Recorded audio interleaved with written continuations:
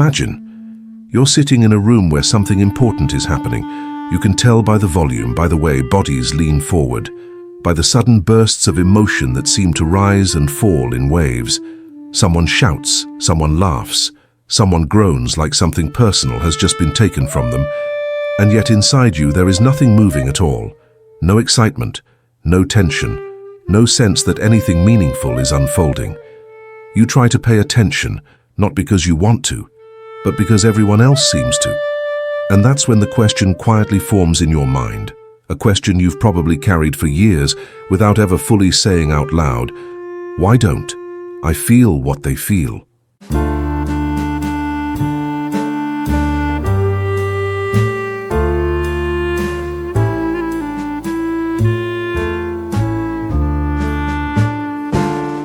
You've wondered this before, not with arrogance, not with judgment, but with confusion, maybe even with a little guilt, because at some point, someone looked at you strangely when you said you don't watch sports.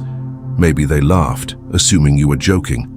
Maybe they pushed harder, naming teams, players, moments you were supposed to recognize.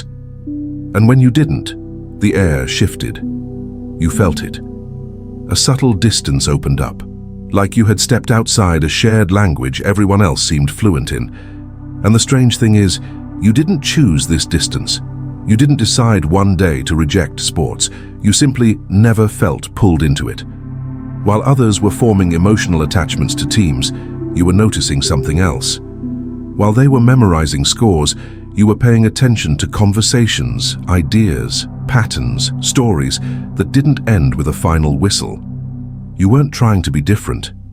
You just were. What makes this difficult isn't the absence of interest.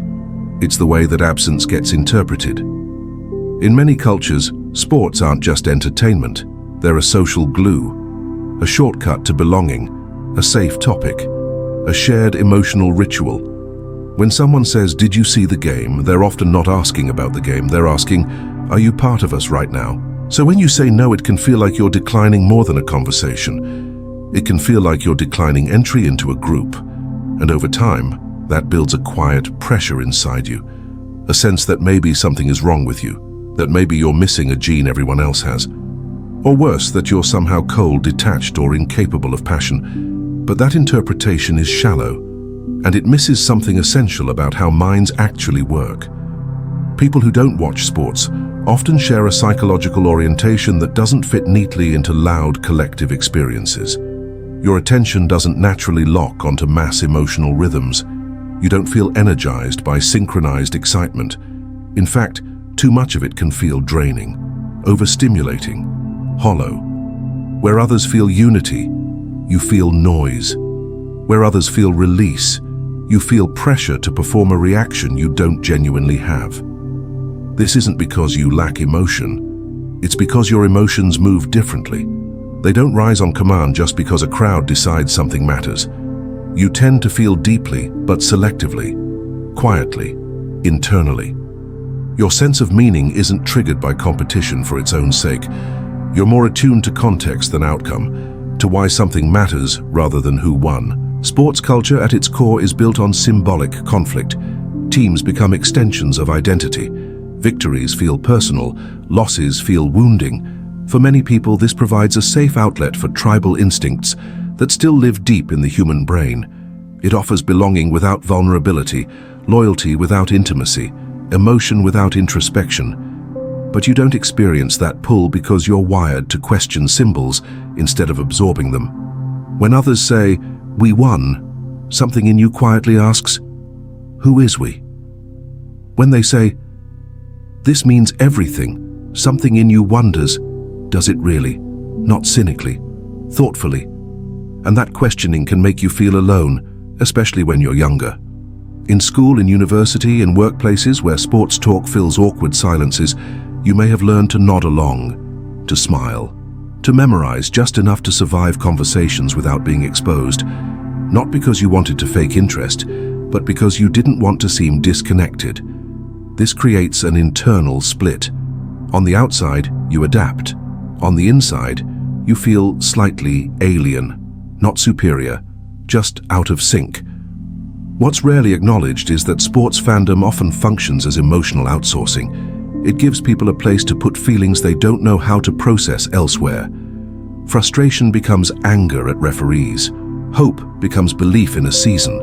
Identity becomes loyalty to a logo. For people who struggle to sit with ambiguity or internal complexity, this can feel grounding, stabilizing, but you don't outsource emotion easily.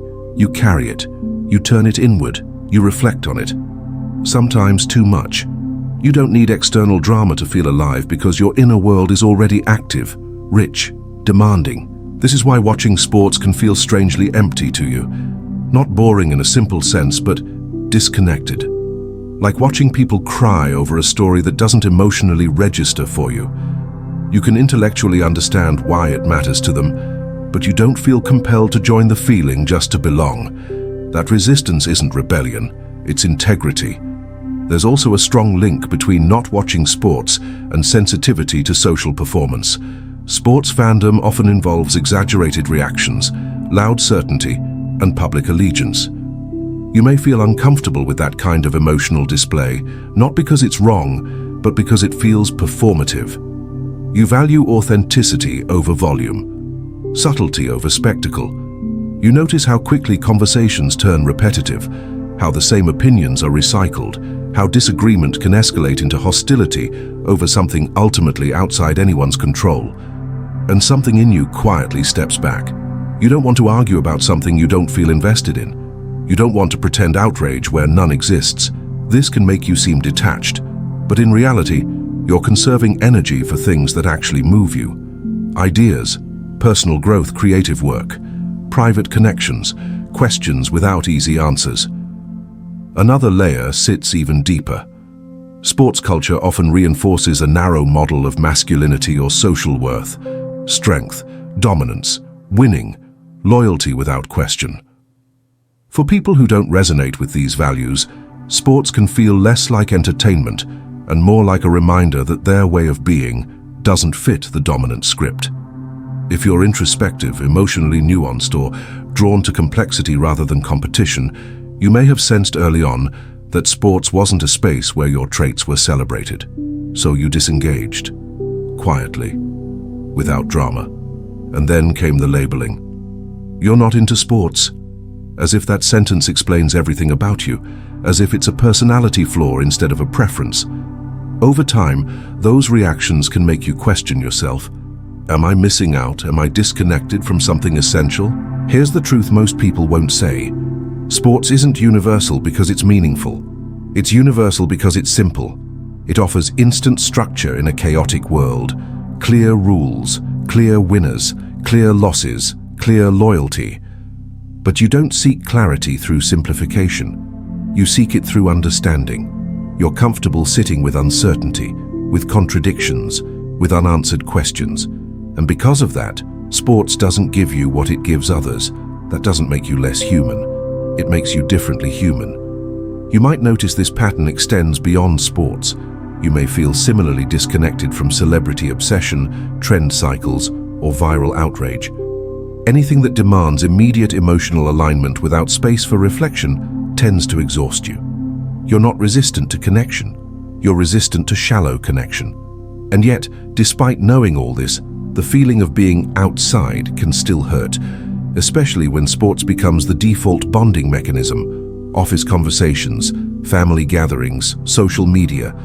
You're there physically, but not emotionally included. This is where the real psychological tension lives. Not in the lack of interest, but in the desire to belong without betraying yourself. So you learn to listen. You learn to ask questions. You learn to be present without pretending passion. And slowly, something important happens. You start realizing that the people worth connecting with don't require shared distractions. They connect through shared values, curiosity, humor, depth. And when those connections form, they're quieter but stronger, less frequent but more real. The question you asked at the beginning wasn't just about sports. It was about whether something is wrong with you for not feeling what others feel, and the answer is no. What's happening is that your nervous system, your values, and your attention are tuned differently. You don't need collective emotion to feel alive. You don't need symbolic battles to feel meaning. You don't need noise to feel connected. And here's the closing truth, the one most people never articulate. Society often treats shared interests as proof of compatibility. But real connection isn't built on what you watch together.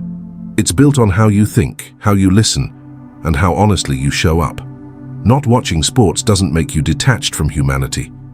It often means you're deeply attached to it in a quieter way. You notice people more than spectacles. You notice patterns more than scores. You notice meaning where others are distracted by momentum. You were never meant to cheer on command. You were meant to observe, reflect, and choose what truly deserves your attention. And once you stop trying to force yourself into rhythms that don't match your internal pace, something settles inside you. A calm acceptance. You realize you're not missing out on life. You're just living it from a different angle. An angle that doesn't scream, but sees.